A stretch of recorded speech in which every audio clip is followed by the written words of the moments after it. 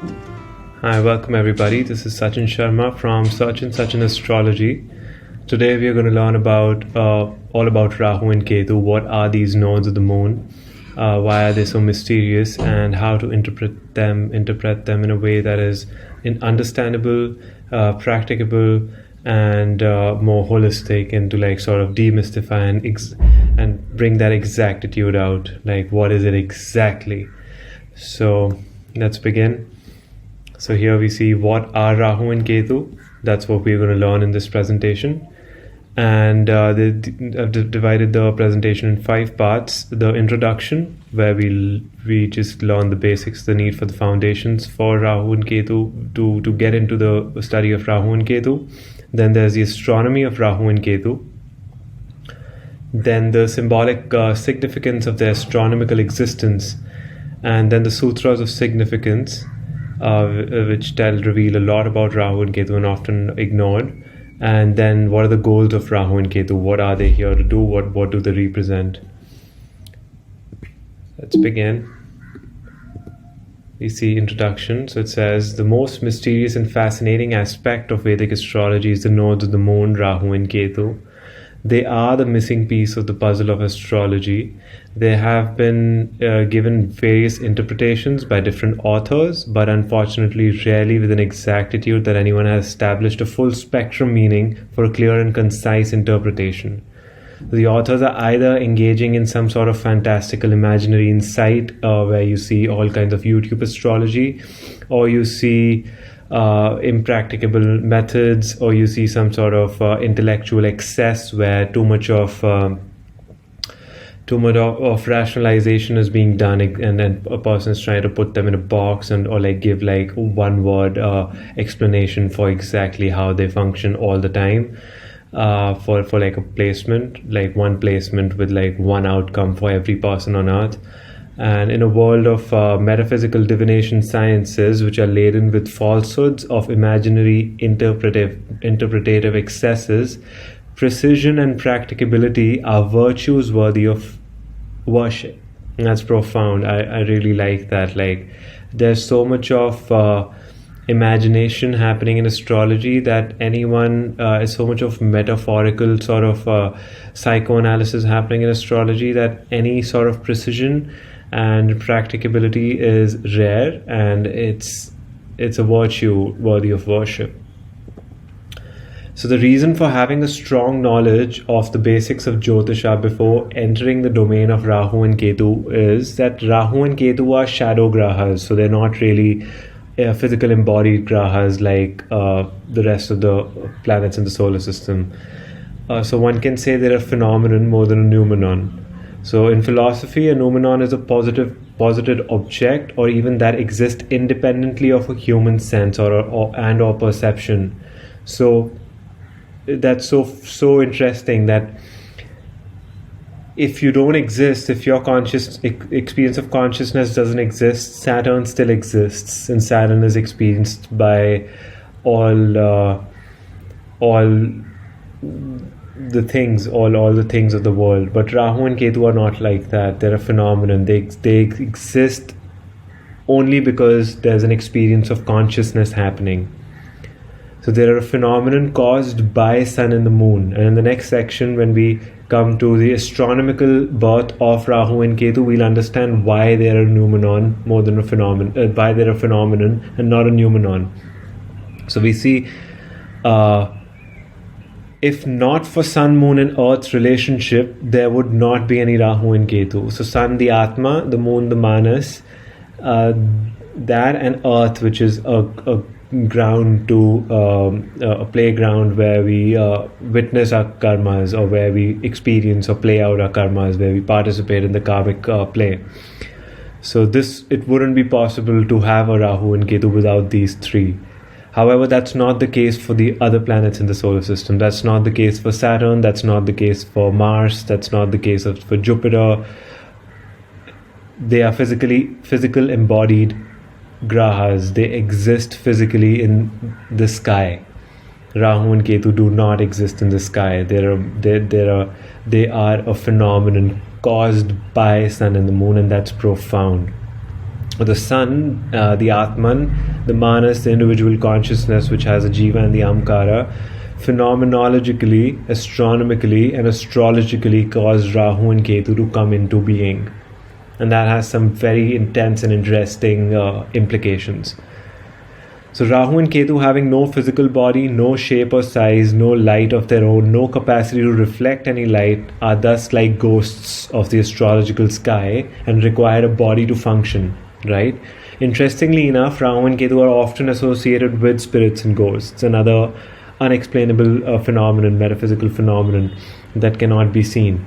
Just like a spirit, they require a body to work through, a sign, a planet, a house, a bhava, which they can possess and thus activate themselves. So the phenomenon needs something to happen out of. In and of themselves, they cannot do anything, unlike the embodied grahas, as I previously just emphasized. Therefore, we need the foundational understanding of the signs, planets, and bhavas, and how to quantify their qualitative aspects through Shadbal, Avasthas, Yogas, before we can enter the mysterious domains of the shadows. So that's why we need a basic foundational knowledge of a birth chart before we need that physical space, what is happening, and then we can allow Rahu and Ketu to sort of possess it, as if they are ghosts that enter and play out of the birth chart. The basics of chart assessment must be complete before touching upon Rahu and Ketu, and indeed the reservoirs of symbolic symbols, myths, principles and techniques are so abundant that one does not really need Rahu and Ketu initially in the beginning stages of the interpretative work. Once a clear picture of the birth chart as a whole is established, we can allow Rahu and Ketu to hijack or possess it.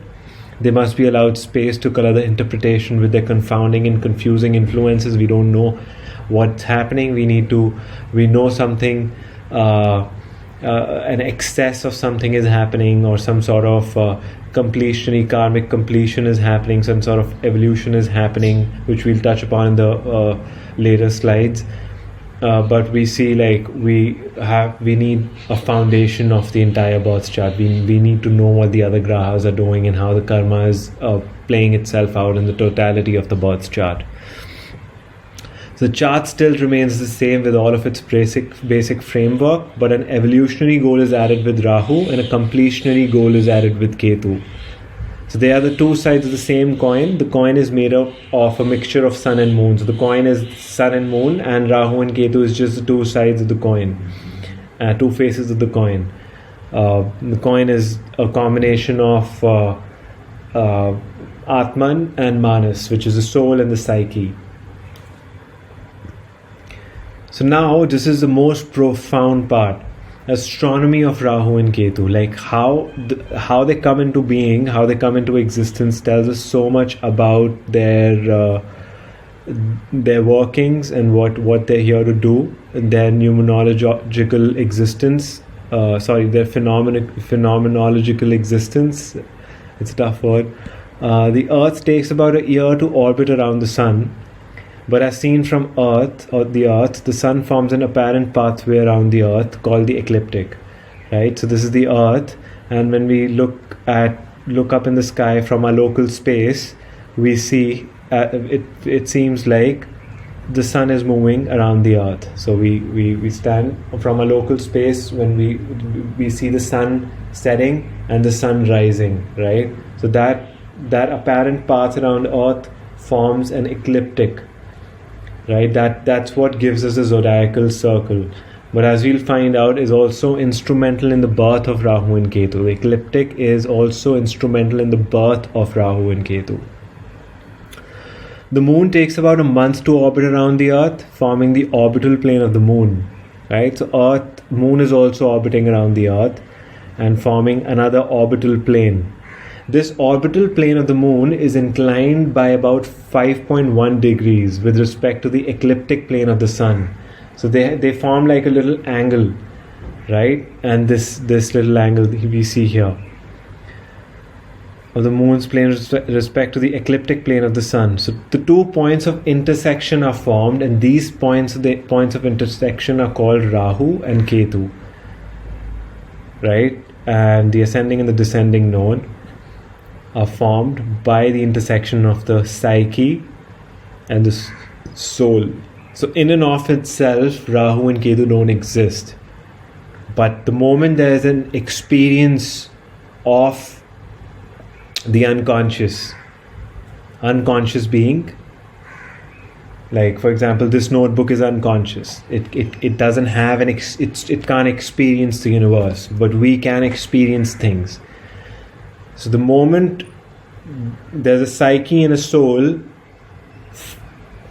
getting entangled, the Atman is getting entangled with the soul, 2 points are formed called Rahu and Ketu.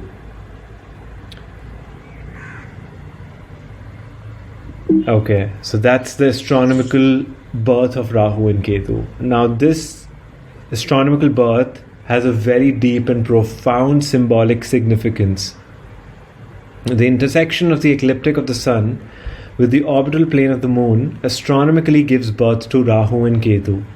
The path around the earth, Atman, self, sun, soul, and path of Manas, conditioned consciousness, individual, preferential, self, ego, the thing that descends on earth, and we have like the thing that descends on earth is soul, and the soul gets embodied into the mind and gets spread out into the body, outward experience, and then it starts getting conditioned according to its parenting, the family that it's born into, the friends that it has, the schooling that it has, and all the little experiences and traumas and delights and joys and pleasures and pains, and all that stuff creates a conditioned experience of reality. So here we have that intersection of the two creates Rahu and Ketu, and that is profound in my opinion. And Ernst Wilhelm, I encountered this idea for the first time through Ernst Wilhelm, and he says this astronomical truth is of great symbolic significance and thus tells us the true significance of Rahu and Ketu, which ultimately represent the evolutionary path of consciousness. The combination of the soul and the psyche, what you're conditioned into over many lifetimes, and within this lifetime, which is the moon, and the soul being entangled in that conditioning and that forgetfulness, it's creating a path for your evolution of the consciousness towards back to the source. And that is represented by Rahu and Ketu. So now the next time you look at Rahu and Ketu, I hope that completely changes the way you emphasize on the nodes. So there is a soul psyche or the Atma Manas paradigm. So I've stopped myself from, I've sort of corrected myself from just using the word soul or just using the word psyche in isolation. I use it as like the soul psyche. It's similar to how I use body. I use body mind. I never say mind or I never say body. Body and mind work as one unit.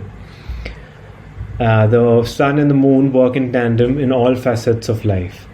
They are the grahas of conscious experiencing of life. The sun, the consciousness, the moon, the manifestations of that light allow for an experience to take place. So within the unconscious realm that we are in, which is they call it the Jarta, which is the unconscious material realm, which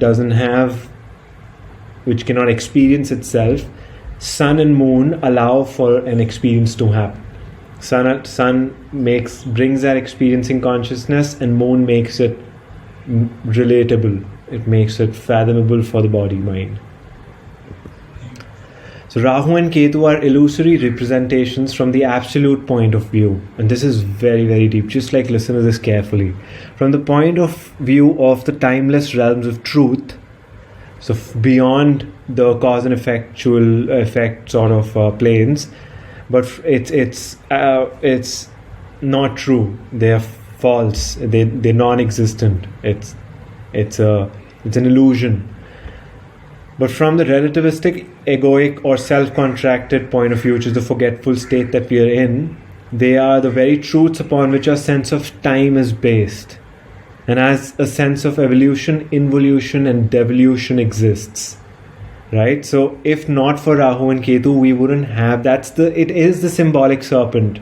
It is a serpent, and serpent is the serpent of time, the Ouroboros, you can call it, or you can just call it, for example, Rahu's incarnation is one of the incarnations is Adi Shesha. So there, on which Vishnu, the preserver, is resting on the Adi Shesha. Adi Shesha meaning the symbol of the serpent of time.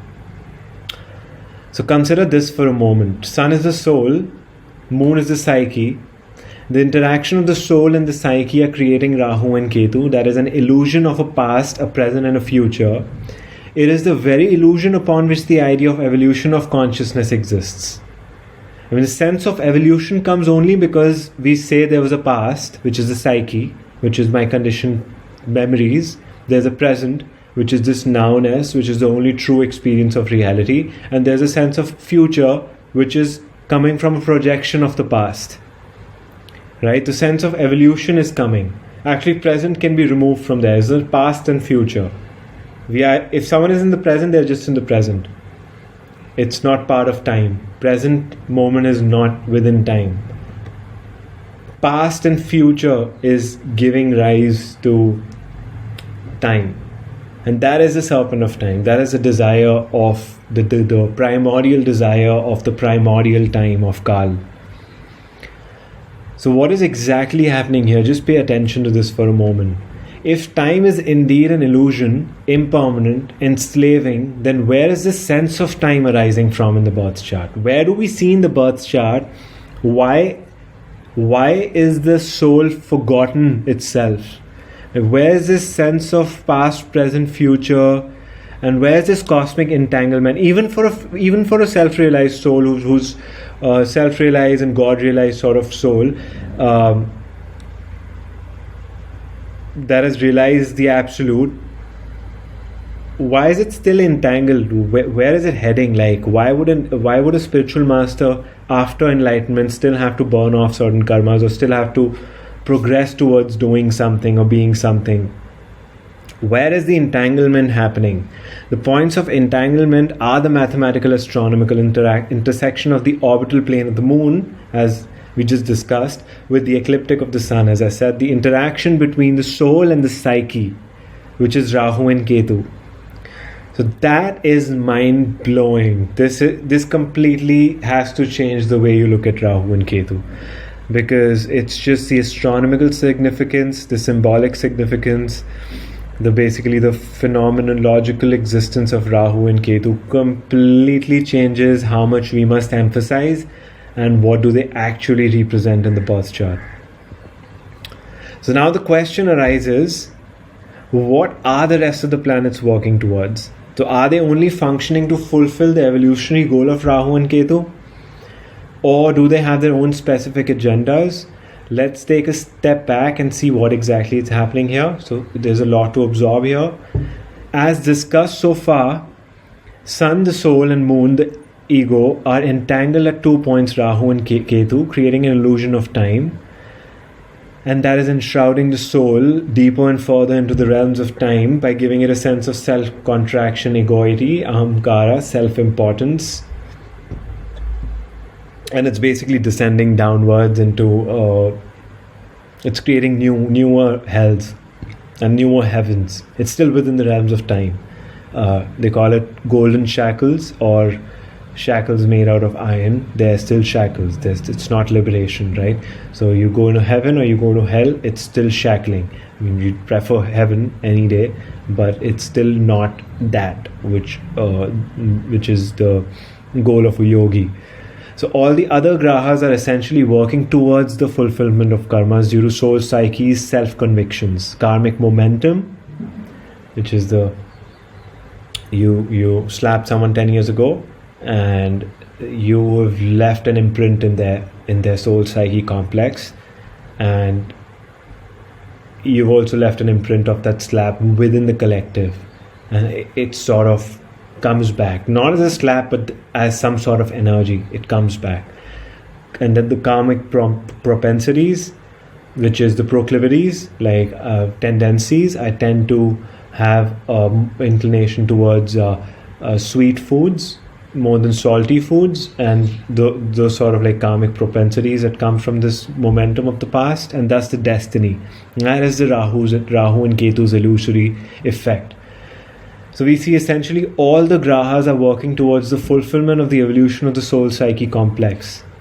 And this process must fulfill itself through self-surrender. And self-surrender, I would recommend reading Dr. David R. Hawkins' a book called Letting Go, to understand surrender and idea of letting go more deeply, the power of now or the presence process.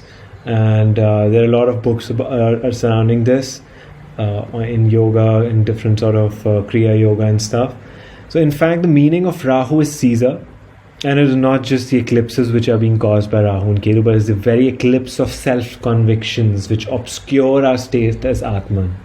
So if you have to like put it like in a formulaic state, you can say obscured self is equal to self psyche, soul Atman, Atman Manas interaction plus Rahu and Ketu, and that creates this obscured sense of forgetfulness that I am spirit, and not just an intellectual forgetfulness, which is also there, but literal experiential forgetfulness, like not being able to experience it, closing your eyes and seeing darkness.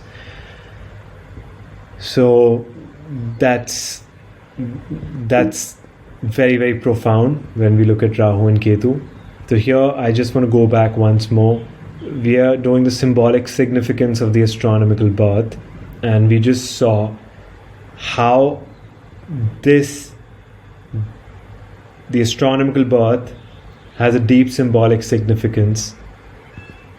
It's being played out. This outer manifestation is actually the part of our inner solar system, and it's being played out. It's just a reflection of what's within. And we see that's where the entanglement is happening at the two polarities. We call the nodes of the moon, not the nodes of the sun, but it's the nodes of the moon. The sun wants to free itself as a soul, the love, the consciousness, but it's so confused because of the conditionings, and then the entanglement at Rahu and Ketu, which is like obsessions, compulsions, and fascinations, and desires, and evolutionary goals, which are very important. And part of the spiritual goal is also evolutionary in nature, because Ketu is the Karaka for liberation, the significator of liberation, and Rahu is the Karaka for courageous space exploration, which is even inner space exploration. So you need a strong Rahu whenever you need to go into any unknown territory without really getting traumatized or breaking yourself apart. You need actually strong Saturn and Rahu, and for Ketu you need a strong Mars and Ketu. So though there's much more to it, we're going to cover that in the future. But here, so we see this. Now there are some sutras which are very important, which are very, very profound, and they tell a lot about Rahu and Ketu. So in Brihadarashtra Hora Shastra, in nature and forms of the grahas, Rahu is told to be smoky, dark-bodied, forest-dwelling, terrible, of Vata nature, and intelligent is Rahu, and similar is Ketu. So Ketu has some differences, but it's similar, it's not the same, so keep that in mind. Smoky, yes, Rahu's influence keeps things a bit confused for longer, and it doesn't allow too much space for self-assurance. So this can be a blessing, because a person can keep on researching and keep soul searching, keep finding themselves, and keep exploring newer horizons within their soul psyche complex for a very long time, and this can be a huge blessing. But if it can also create confusion, madness, insanity, schizophrenia, all kinds of maniac disorders, because the consciousness is sort of not able to set itself into an experience. Dark body, astronomically it's non-existent, it's dark, you look there, it's just there's nothing. But physically also it gives, adds a little bit of darkness to the areas where Rahu influences. So forest dwelling, Rahu likes isolation, it likes aloofness, or it likes it's you can call it the trickster archetype in some ways, but also hermit. It's the hermit sort of thing. Terrible, because you don't want to explore the new. Even as a soul, you're very, very scared of entering. As moon, we're very scared of entering newer dreams, newer states of dreams, and as soul, we're really scared to like enter newer realms, newer realities. It's not easy. Like for a child, their world is just the room, the house, the parents. We grow up and our world increases, and then we become all sort of like people, and we function in a particular work field, industry, or like we take up a career, and our world like expands, right? So it's just a bit terrifying to explore Rahu. That's why it's terrifying. It's not really terrifying in and of itself. Like for a courageous person, it's more like a challenge.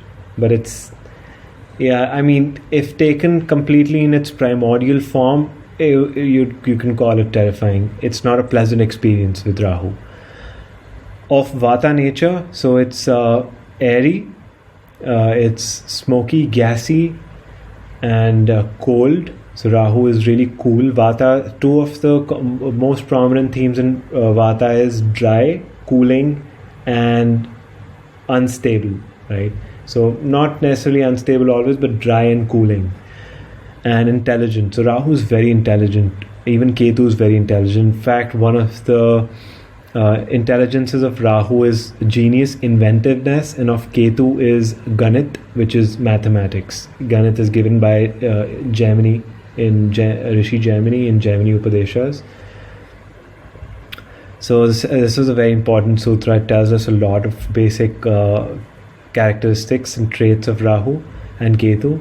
The second is the Sun, Saturn, Mars, the waning moon, Rahu, and Ketu are cruel. So yeah, Rahu is not a soft planet. Cruel grahas, krura grahas just are a bit difficult to. So imagine it like this: Venus is the most Saumya graha, and imagine drinking a glass of water. Venus is a water element, and see how much relief you get. And imagine standing in the sun for half an hour, a good primordial hot 12 noon sun, and your skin gets burnt. So it's just a harsh planet. The nature of the planet in and of itself is harsh.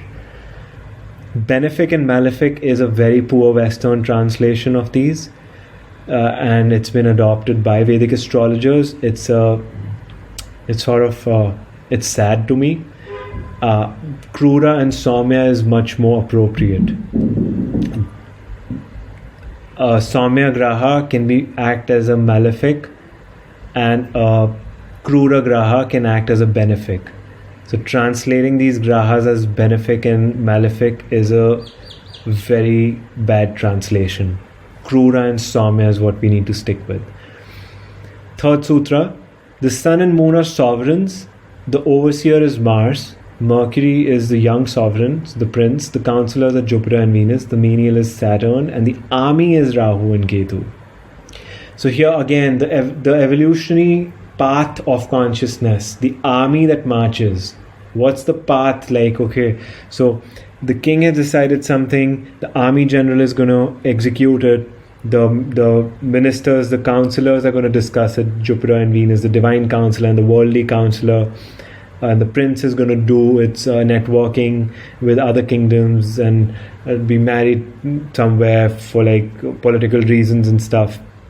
But Rahu and Ketu are the ones standing on the front line. It's them who will march, who will get slayed after all the decisions are made by everyone. Saturn is the most protected. Actually, they're all trying to protect Saturn so that the drains get cleaned.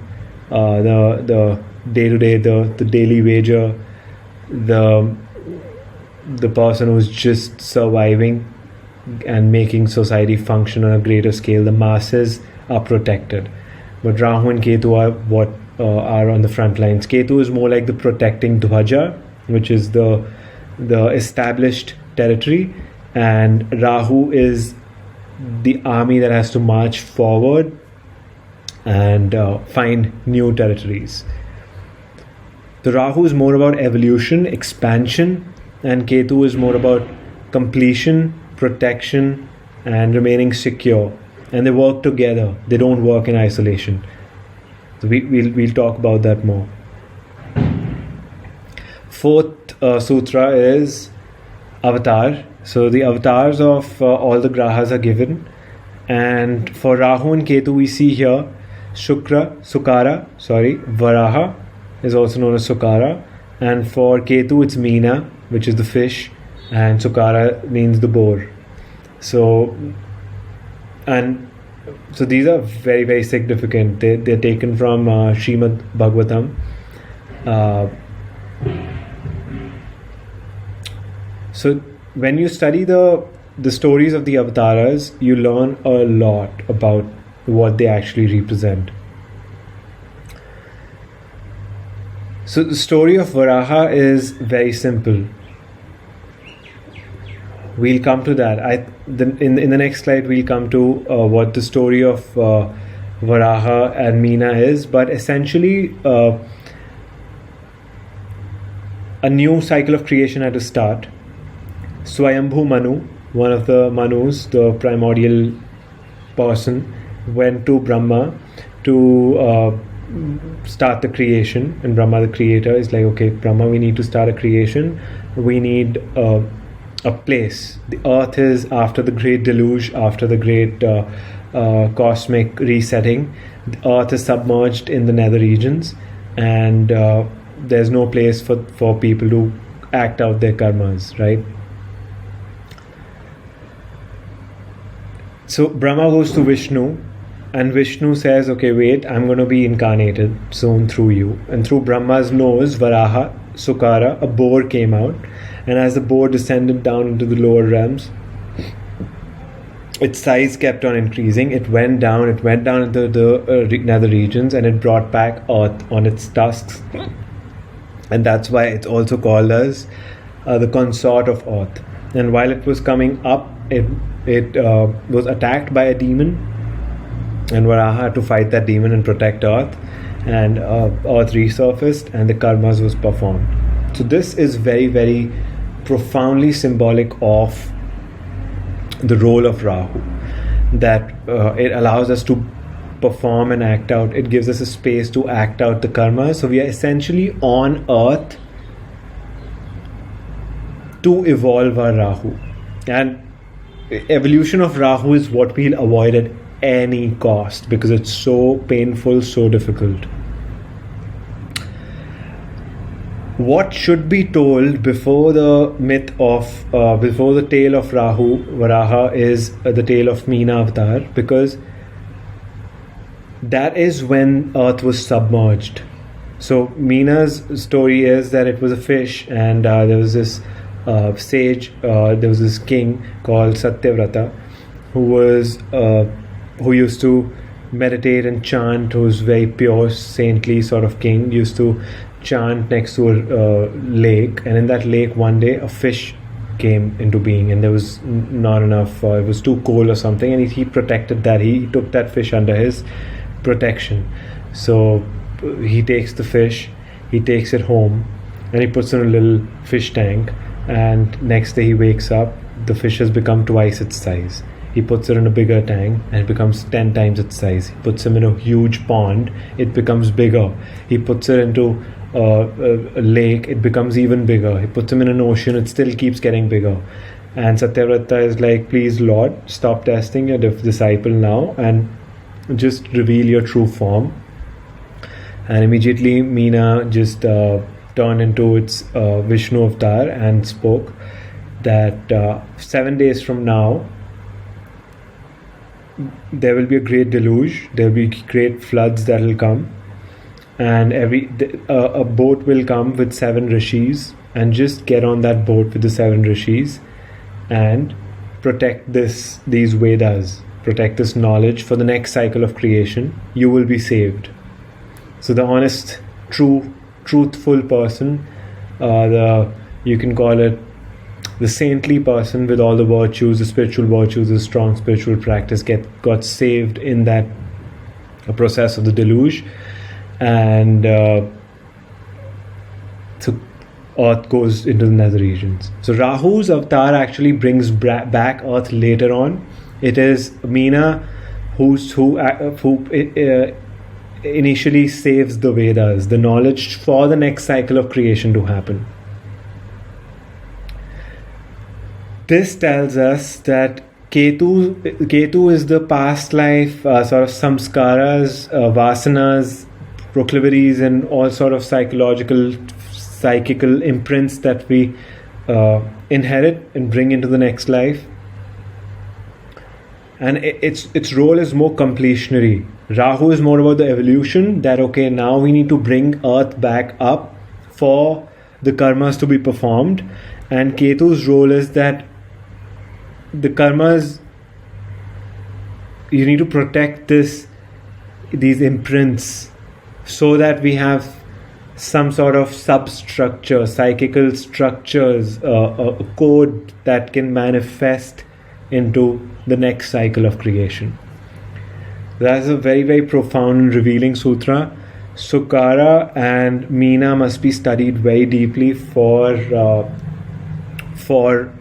and a deeper understanding of Rahu and Ketu, to understand their role as in the birth chart itself, to be practically able to apply them. Fifth sutra of significance is, and this is a very, very significant sutra again, Sukara is a full avatar. There are only few full avatars. Sukara, Rahu's avatar, is a full avatar. Meena is not a full avatar. Varaha was full Paramatman consciousness. So Rahu gets a lot of bad repo for being this demonic, terrible, sort of terrifying. And indeed, like, Rahu's significations are very difficult to handle in a birth chart. But that's for people with many planets with Rahu, for people with all kinds of Rahu complexities, Rahu's role becomes very self-evident, very prominent. It can be observed very clearly and it seems terrifying. But from everyone has a Rahu in their birth chart, and if they actually work with their Rahu, and if their Rahu Mahadasha comes in that time, it'll be as terrifying. It's just that it's more prominent and it seems like this terrifying graha. I mean, with Rahu and Moon combinations, Rahu and Sun combinations, Rahu Saturn combinations, it just becomes a very prominent theme of like evolving that planet, evolving that placement, and really going through tough, challenging lessons and working out that planet completely. It's sort of a growing up into that planet, but it's just equally terrifying for all of us. And that's on the University of Earth. It's the Rahu's placement that we have to essentially allow all of the birth chart to move towards. Now, this is not an intellectual excess. This is not some sort of imaginary insight from my side. It's really logical as we look at the sutras and we look at the astronomical birth, and we look at the symbolic significance of the astronomical birth. So here I'm presenting to you the Rahu and Ketu's importance, their role, and how clearly with what mindset they need to be approached. So finally, we have the goals of Rahu and Ketu. So here it says, Rahu and Ketu are the representations, causers, however you want to look at it. That's why I put a lot of slashes. Representations, causers, depiction, psychical forces of karmic entanglement of the sun and the moon, and thus play a very crucial role in the making of creation, of our current ongoing experience in this very moment.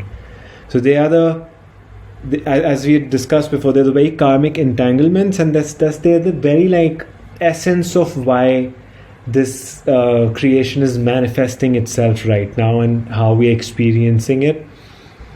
So from the tales of Varaha and Matsya, as we just discussed, goals of Rahu and Ketu becomes very clear.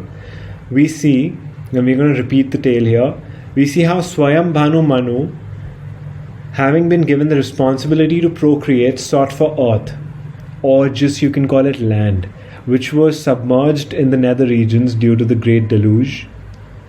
We call it Bhudevi more appropriately and more like Vedic and ancient.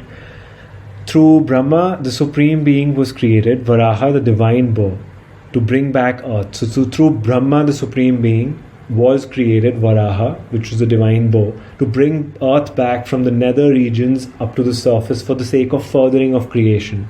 So Rahu's, you see how the idea of Rahu being the evolutionary goal really fits into the picture. So here we see clearly how Rahu and earth are closely related, right? Because Rahu is bringing earth up, and one can easily say that we exist on earth to fulfill Rahu's evolutionary goals, as I've been repeating. It is where our consciousness is headed. Earth and Moon are closely connected, as we see in their orbital interplay, and now we see that Rahu and Earth are also closely connected.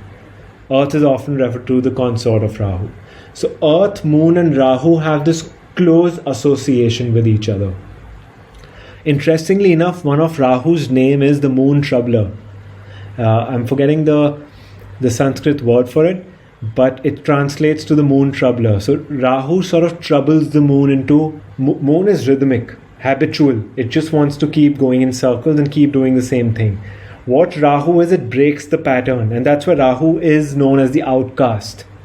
Rahu, that's why seemed terrible to a traditionalist, to a conservative, to a person who doesn't want to break the norm, person who doesn't want to evolve. That's why spiritual masters are very considered dangerous by society. People who are talking about all sorts of like hippie kind of things, or like Osho sort of philosophy, is a bit terrifying. And we see Osho is Rahu was in Pisces and his Jupiter was exalted. So he really evolved his Rahu very powerfully through his Jupiterian wisdom.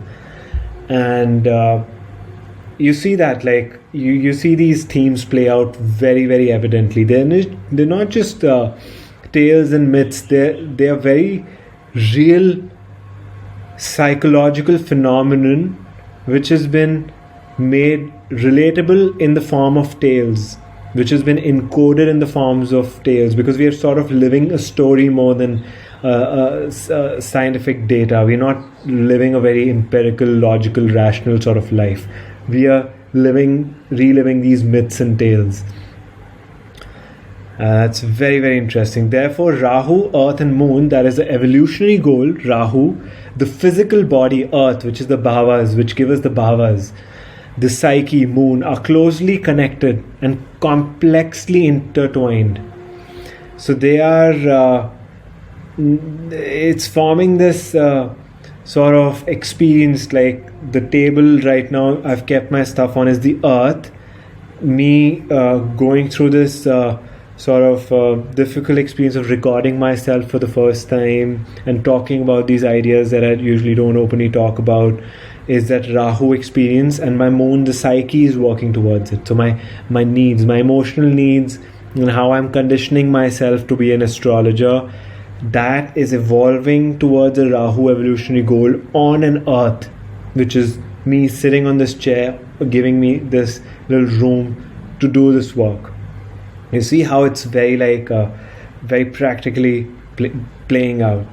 So spiritual liberation, in essence, is the unification of Rahu with Ketu, and finding that perfect equilibrium where the soul psyche complex can be dissolved to the point that only the Atman remains and furthers itself back to that which we know nothing about.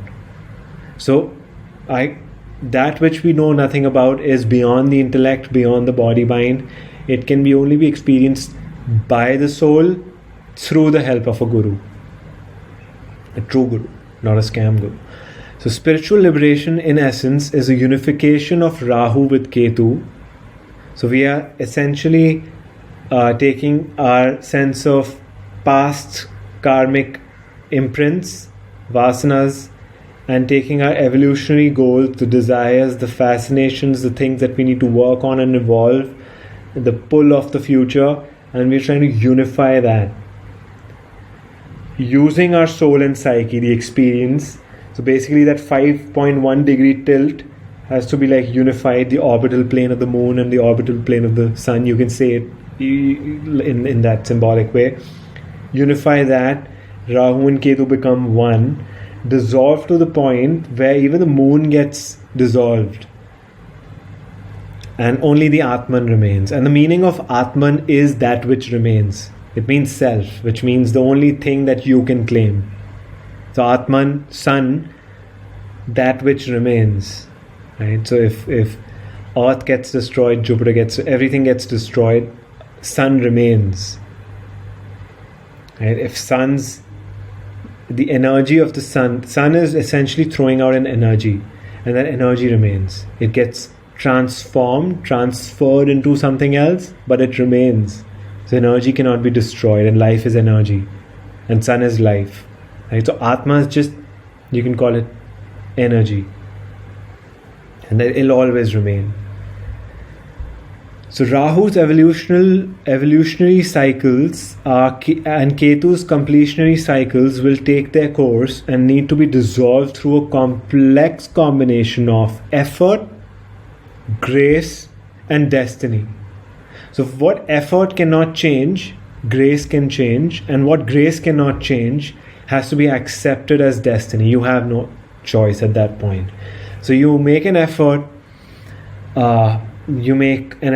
with sort of an effortless effort. It's not this struggle. What we really need to differentiate between effort and struggle. We're struggling when we're putting in effort. I'm not struggling right now. I'm putting in an effort while making this presentation for everyone, but I'm not struggling. So you put in the effort, and a lot of things are just coming up while I'm speaking, and that's the grace. And once the work is finished, to whatever quality, whatever thing has come out, that's the destiny. And that has to just be accepted. So for what effort cannot change, grace will change. So what you cannot put an effort into, an incite can change, a moment can change, a synchronistic event can change that is not in your control.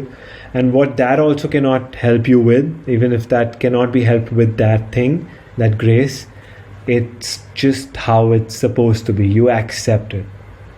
So Ketu is completionary. The karmic imprints, samskaras and vasanas, these are very important words, that are carried forward into the next cycles of our creation, birth and rebirth, not birth and death.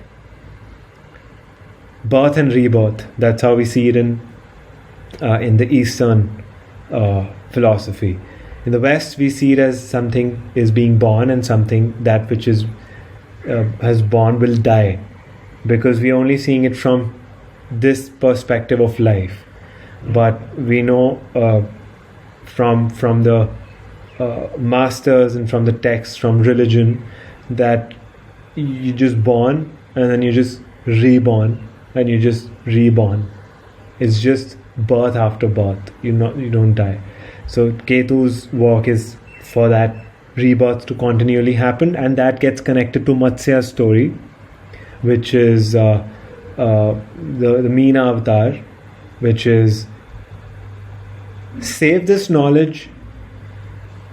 There's a great deluge happening. Save these karmic psychical imprints somewhere so that a next cycle of creation can come up. And you see, Brahma is the deity of Ketu, is also on a lotus, and he's being born. Like he's basically the creator. He's the psychical sort of the spiritual cosmic karmic imprint, which creates one cycle of creation to the next cycle of creation. Even entire creation is sort of evolving. So one can then consciously engage in the painful and pleasurable completionary cycles of the soul psyche complex, whatever your soul and your Atman and your Manas are going through, whatever pains and pleasures and whatever they need to complete from the past gets completed consciously. You knowing that you're doing it, you knowing what is happening. And Ketu is that push from that unconscious past, and Rahu is evolutionary. It is the pull towards an unconscious, unrealized future. So Rahu and Ketu are smoky, as we had seen in the sutra, in the first sutra of significance. Therefore, they're unconscious. We don't really know. What's known is Ketu now. Rahu is always the unknown. So Rahu, that's why is known as the insatiable sort of desire. That which is always, you're just always curious about that thing. There's always one step further that you can go with Rahu. And that's why it's always pushing the horizons.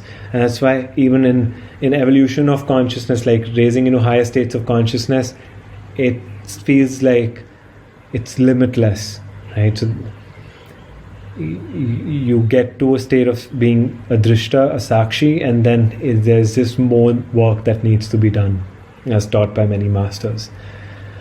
So we see now with Ketu's story, there once lived a king long ago by the name of Satyavrata, who ruled the world. One day, while performing his holy prayers and rituals on the bank of river Kritamal, a strange thing occurred. When he took the water in his palms to perform his rituals, he saw a tiny fish in the water of his cupped hands. He got startled and dropped the fish back into the river, and the fish spoke. The small fish here eat big fish. So as you can see, I am a tiny fish whose life is in danger. Please save me. So now we have the full story. I told you a really short, quick version before. The king took the fish back with him and put it in a small pot, appropriate for the size of the fish. The next day, when Satyavrata went to feed the fish, he saw that the size of the fish had increased. So he moved it into a larger pot. And then after a few hours, even that pot had become small for that fish. So he moved into an even larger pot. Then Satyavrata is also sort of going along with it, right? He realized that something was fishy. So he moved the fish to a pond near his palace. The fish outgrew the pond which his doubts were cleared. I mean, his doubts were pretty much cleared before. But he realized that this is no ordinary fish. He took the fish to the ocean, and the fish spoke. This is not safe. My life is in danger in this ocean. Satyavrata smiled and asked the fish to reveal its true nature. He said, Oh dear Lord, please stop testing your poor disciple. Please bestow the vision of your real self. Hearing the earnestness, love and devotion of Satyavrata's prayer, the fish spoke. 7 days from today, the 3 worlds will be submerged. So the fish was sort of like the guru. It became the guru. Satyavrata was a very, very honest, truth man. And he passed fish's test. It just went into a surrender. So Meena, Pisces, is a surrender state. And it kept self-surrendering. It's like, I know something's fishy, I know something's up, I'm being tested. First it shows compassion to the fish, it takes the fish in. Then it just shows patience. The fish is growing, it shows patience, the fish is growing, it's not questioning it. And finally it's just humbled and he says, please don't test me, right? And then the fish gives its revelation and saves Satyavrata, enlightens Satyavrata. And Ketu is the liberator. So it's a very, very symbolic and very profound story. So 7 days from today, the 3 worlds will be submerged under the waters.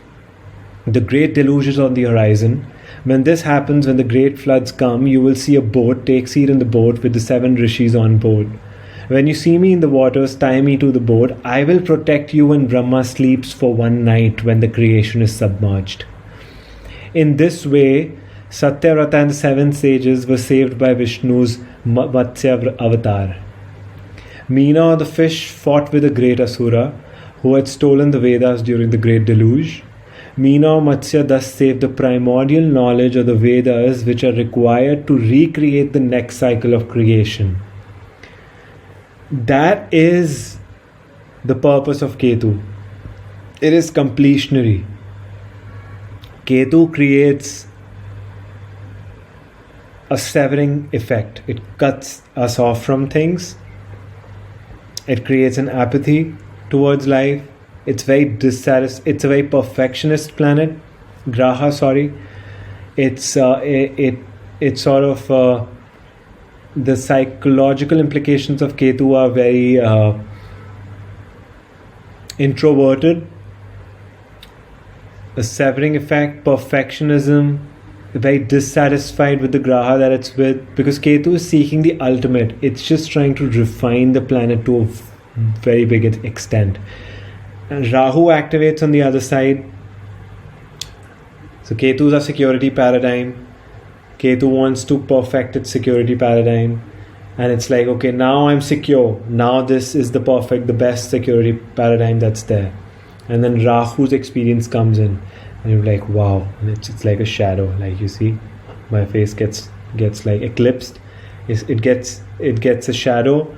It gets a new experience. And Ketu's security paradigm has never experienced that thing. And now Ketu's horizons need to expand. And that is when I should have looked here through the entire video. I was looking at the circles. I was looking down. I should have put it here. This is a bit too much. Yeah, I think this is fine. So, and here we see then Ketu finds Rahu, and Rahu's experiences allow Ketu to be perfected more. So eventually, we use a Rahu, we use a Ketu fails, we enter a Rahu brings in a new experience, we go back to a Ketu, and the Ketu has to increase, go up, and sort of liberate itself from this, the limitation of embodied existence. And Ketu is indeed a very disembodied graha. It doesn't have a head, and head is symbolic of senses, pleasure, ego, ahamkar, self-importance. Ketu is away from all of that. It's blind and it's unconscious, and that's why Ketu is very dangerous, because it's unconscious. And as Carl Jung says, as long as we don't make the unconscious conscious, we keep calling it fate. Something like that. And very profound. We keep calling Ketu our fate because we don't know where we've come from, what we've done, what are our past karmic influences, imprints, vasanas and stuff. So finally, Satyavrata became self-realized under the divine tutelage of Matsya. And this is deeply symbolic of how the vasanas and samskaras are carried forward through our Ketu into the next birth. In a complex, non-linear fashion, it will not logically make sense. Okay, this is one lifetime, second lifetime, third lifetime. It's more complex how it happens, how we enter different yonis, a different sort of disembodied existence into animal realms, human realms, and disembodied spirit realms and stuff. And therefore Ketu represents the completionary cycle on every level of analysis, be it physical, be it psychological, be it spiritual, be it intellectual, any level of analysis. Ketu is completion and Rahu is the evolution. So this is it, and Dhanyavad. Thank you so much. I hope this presentation was of some benefit to you. So Rahu and Ketu have been, I hope they've been truly been demystified to you, and they make sense to you more. We saw the need for the foundational knowledge of astrology, because Rahu and Ketu are disembodied. We need to know through what are they working, because they work like ghosts and spirits. Then we entered into the astronomical birth of Rahu and Ketu. How are they actually formed, and what is the symbolic significance of that astronomical birth? Then we discussed a few sutras which are very critical in understanding Rahu and Ketu. And finally, we arrived through all of that information into what are the actual goals of Rahu and Ketu. What do they actually want to do in the future? I want to make more in-depth work on Rahu and Ketu, and explain it further and more deeply, and explain different parts of it. So thank you so much, and thank you to Asheville Vedic Astrology, and thank you to Ernst Willem, and thank you to Ryan Kurzak for giving this beautiful opportunity to all of their students. So I hope you have a wonderful time. Bye-bye.